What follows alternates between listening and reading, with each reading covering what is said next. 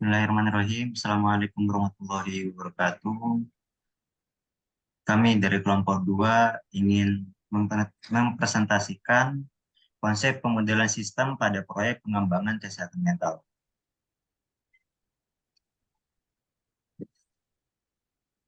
Anggota kami terdiri dari Muhammad Firdausi dengan NIM akhir 118, Marsyanda Nur Zahra dengan NIM akhir 119, saya sendiri Fadlan Asyira Mandika dengan NIM akhir 122, Amanda Puspasari Utami dengan NIM akhir 143, dan yang terakhir Rifa Malika alias Firdaus dengan NIM akhir 146.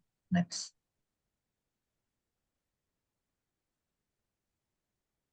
Konsep pemodelan simulasi.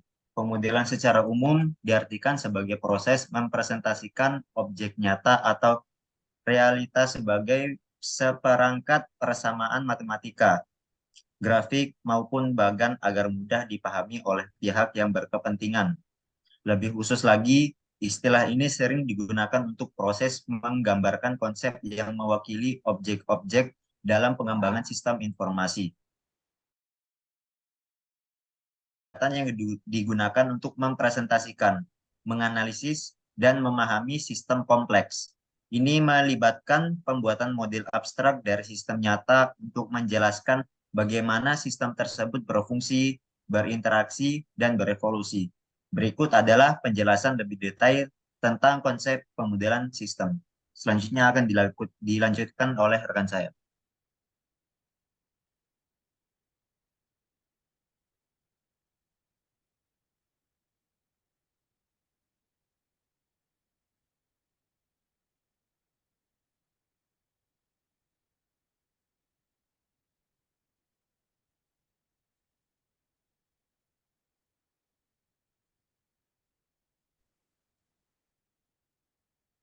Baik,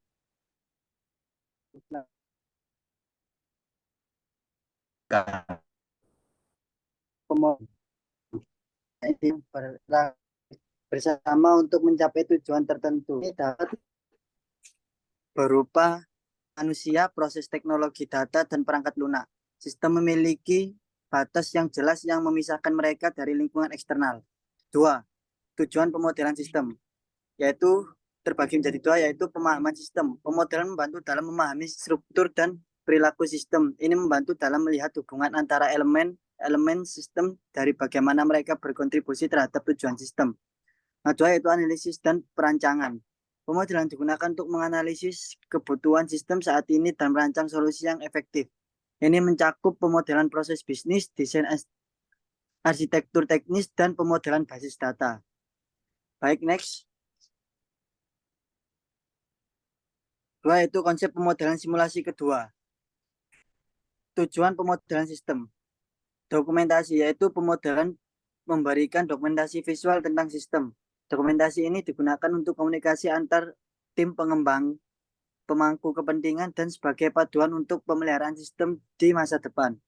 Yang kedua yaitu komunikasi, yaitu model sistem adalah alat komunikasi yang efektif antara berbagai pemangku kepentingan yang terlihat dalam pengembangan, pengolahan, dan atau perbaikan sistem. Baik, lanjut. Konsep pemodelan sistem 3, yaitu komponen sistem.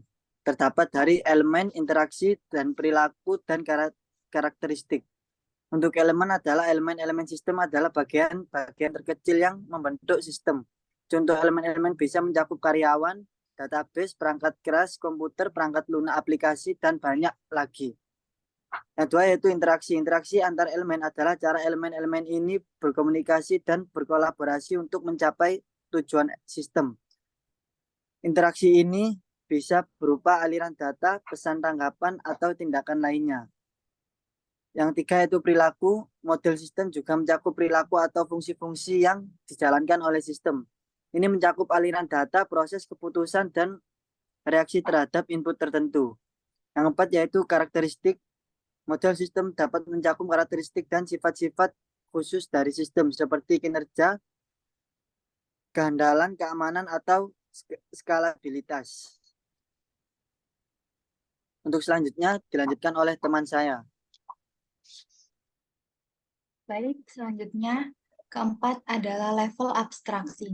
Level tinggi, high level. Pada level ini, pemodelan fokus pada gambaran umum sistem dan hubungan antar subsistem.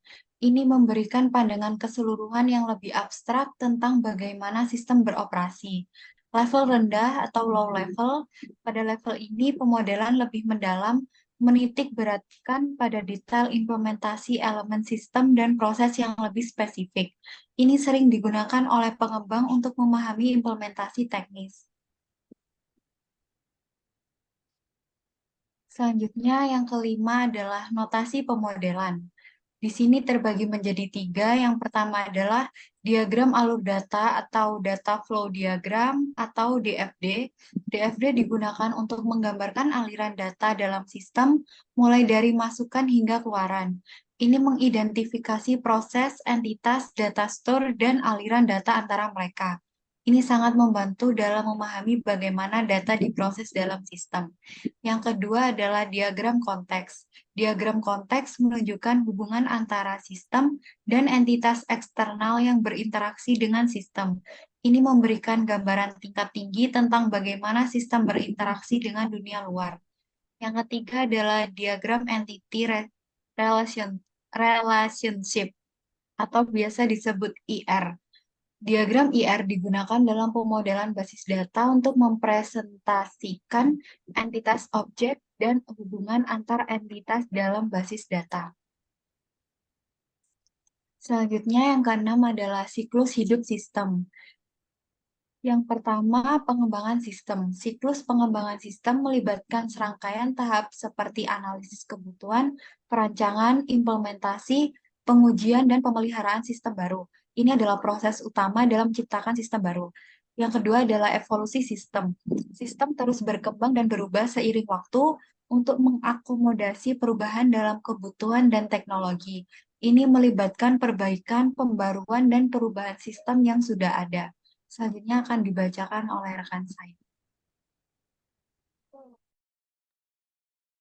Baik, selanjutnya terdapat iterasi umpan balik, yaitu iterasi sendiri merupakan pemodelan sistem sering melibatkan pendekatan iteratif di mana perubahan dan pembaruan sistem dilakukan berdasarkan umpan balik dari pengguna dan pemangku kepentingan.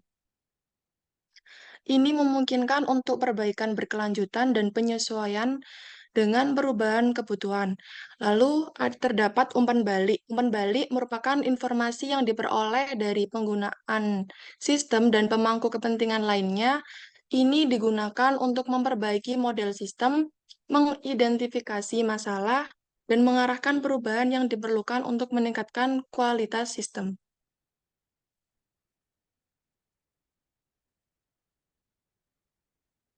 Baik, yang selanjutnya terdapat implementasi pemodelan sistem pada aplikasi kesehatan mental dengan model DFD dan diagram konteks. Di sini terdapat diagram konteks aplikasi kesehatan mental. Diagram ini memberikan pandangan tingkat tinggi tentang bagaimana aplikasi berinteraksi dengan entitas eksternalnya. Dan di sini juga terdapat proses utama, yaitu merepresentasikan keseluruhan sistem informasi aplikasi kesehatan mental dengan semua fitur yang telah dirancang, seperti login, konseling, hasil konseling, fitur mediasi, berbagi cerita, dan profil psikolog. Proses utama ini berinteraksi dengan semua entitas eksternal. Di sini terdapat tiga, yaitu ada psikolog, yang bertujuan untuk menerima permintaan dan menjadwalkan sesi konseling baik online maupun offline. Lalu yang kedua, terdapat user atau pasien. User atau pasien ini menerima permintaan login, mengelola hasil konseling, kemudian memberikan akses ke fitur meditasi, mengizinkan berbagi cerita, dan memberikan akses ke profil psikolog. Lalu yang terakhir ada admin.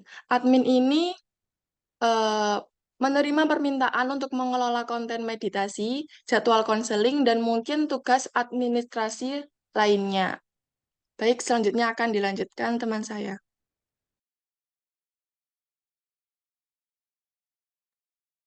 Baik, terima kasih sebelumnya. Ini masuk ke DFD level 1. Di sini akan juga menjelaskan DFD level 2 juga. Di sini yang pertama ada proses login. Proses login penggunanya ada 3, yaitu pasien, psikolog, dan admin. Di mana pasien dan psikolog dan admin atau autentikasi pengguna, proses yang dilakukan adalah autentikasi pengguna, yaitu login, dan mengisi data-datanya. Lalu arah panah diarahkan ke proses login atau daftar, maka data akan masuk ke database. Lalu yang kedua ada pengelolaan profil atau pengguna. Di sini adalah proses yang memungkinkan pengguna untuk mengakses dan memperbarui profil, di mana arah panah dari pengguna diarahkan ke proses login dan daftar, lalu diarahkan ke profil pengguna yang dimana itu akan terutama di daerah, terutama di entitas, yaitu entitas psikolog, itu akan dijelaskan di About Us, di mana itu bentuk profil. Lalu masuk ke proses konseling, di mana dibagi jadi 2, yaitu online dan offline. Di mana di sini ada penggunanya pasien, psikolog, dan admin. Di sini yang pertama ada jadwal konseling online, proses yang memungkinkan pasien untuk mengatur jadwal sesi konseling online, baik instan maupun plus dengan psikolog.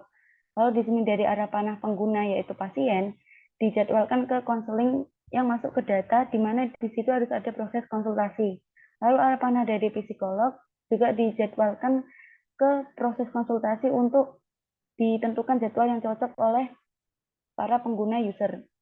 Lalu masuk ke konseling offline, di sini ada proses yang memungkinkan pasien mengatur sesi konseling offline dengan psikolog dan menetapkan jadwal untuk pertemuan fisik. Di sini arah panah juga sama seperti di online, pengguna pasien ke konseling offline untuk mengirimkan permintaan jadwal offline, lalu arah panah dari psikolog, pengguna di sini, lalu masuk ke konseling offline, di mana itu ada di proses konseling, itu akan masuk ke data hasil konseling. Setelah itu masuk ke hasil konseling, proses hasil konseling atau assessment. Di sini ada entitasnya yaitu pengguna, pasien dan psikolog itu masuk di pengguna, lalu ada admin. Di sini proses yang memungkinkan pengguna, pasien dan psikolog untuk mengakses hasil konseling termasuk assessment dan riwayat konseling, baik online maupun offline. Lalu arah panah dari konseling, baik itu online atau offline, itu akan masuk ke hasil konseling. Langsung masuk ke proses meditasi, di mana ada penggunanya pasien dan admin. Di sini bisa memilih konten meditasi yang cocok oleh pasien atau penggunanya. Prosesnya memungkinkan pengguna atau pasien ini memilih konten meditasi seperti lagu atau podcast dari daftar yang tersedia yang berkaitan dengan kesehatan mental. Ini dari arah panah dari pasien ke konten meditasi untuk memilih kontennya apa, lalu masuk ke admin. Di sini admin akan masuk ke meditasi juga, di mana dia juga ada mengatur konten meditasi apa saja, baik itu konten dari playlist lagunya atau mendata podcastnya apa. Lalu playlist lagu itu akan masuk ke pengguna. Masuk ke berbagi cerita, di sini ada entitasnya yaitu dari pasien sendiri, di mana itu kita ada 2, yaitu ceritanya baik untuk publik atau untuk diri sendiri. Yang pertama ada proses yang memungkinkan pengguna atau pasien untuk membuat dan memposting cerita mereka secara anonim ke berbagi cerita ke halayak umum. Di sini ada dari pengguna masuk ke proses berbagi cerita, lalu data akan masuk ke database. Lalu jika dari pengguna itu ingin yang untuk diri sendiri, maka proses juga sama tapi tidak dipublikasi. Lalu di sini juga ada About Us, tadi sudah dijelaskan. About Us ini hanya untuk dari psikolog. Psikolog akan menyalurkan datanya ke proses login daftar, maka data akan masuk ke About Us sehingga pengguna dari pasien ini bisa melihat About Us. Next. Masuk ke kesimpulan. Dalam pengembangan aplikasi kesehatan mental, pemodelan sistem adalah tahapan kunci di mana persyaratan non-fungsional penting seperti kinerja, skalabilitas, dan kemampuan pemeliharaan diperinci. Pemodelan sistem ini dilakukan dalam istilah-istilah teknis dan digunakan untuk penggunaan internal oleh tim teknologi yang bekerja dalam pengembangan aplikasi. Dengan demikian, pemodelan sistem dan model konseptual adalah alat yang sangat penting dalam memastikan bahwa aplikasi kesehatan mental yang dikembangkan sesuai dengan spesifikasi pengguna dan mampu memberikan dampak positif pada kesehatan mental mereka, terutama mahasiswa. Mungkin sekian yang dapat kelompok kami sampaikan. Mohon maaf bila ada salah kata. Wabillahi taufiq wal hidayah. Wassalamualaikum warahmatullahi wabarakatuh. Terima kasih semuanya.